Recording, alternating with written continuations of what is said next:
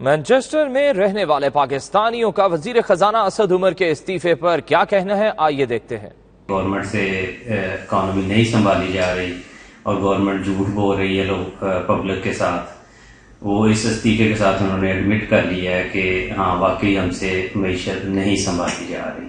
یہ ایک روٹین کی چینجیں کی ہیں۔ خان صاحب نے پہلے پرومس کیا تھا کہ جو وزیر میری کابینہ میں ہوں گے ان کی میں کارکردگی کی بنیاد پہ رد و بدل کروں گا۔ پہلے 3 مہینے انہوں نے دیے، پھر 3 منتھ اور ایکسٹینڈ کیا، اور اب 8 سے 9 وزارتیں تبدیل کر رہے ہیں۔ تو اس میں یہ تو پاکستان کی بہتری کی طرف قدم ہے، اس کا یہ مقصد نہیں کہ حکومت ناکام ہو گئی یا کوئی اور مقصد ہے۔ تو میں تمام پاکستانیوں کو کہوں گا کہ یہ ایک بہت اچھا اقدام ہے کہ ان تمام اداروں پر اچھے اور اہل افراد کی شدت سے ضرورت ہے، جو کہ تحریک انصاف معلوم ہوتا ہے ان تمام افراد کو ڈھونڈنے میں ابھی تک ناکام ثابت ہو رہی ہے۔ وزارت سے مستعفی ہونا حکومت کے لیے سوالیہ نشان ہے۔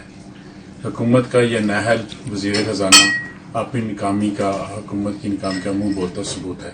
حکومت پاکستان کو جلد از جلد اکانومی ریوائیو کرنے کی پالیسی کو اختیار کرنا چاہیے تاکہ ملک کی معیشت کو بچایا جا سکے۔ وزیر خزانہ اسد عمر نے ریزائن دے دیا، جو کہ پی ٹی آئی حکومت کا جو ہے وہ ناکامی کا منہ بولتا ثبوت ہے، اور میں یہ سمجھتا ہوں کہ فوری طور پر عمران خان صاحب کو نئے وزیر خزانہ کا اعلان کرنا چاہیے۔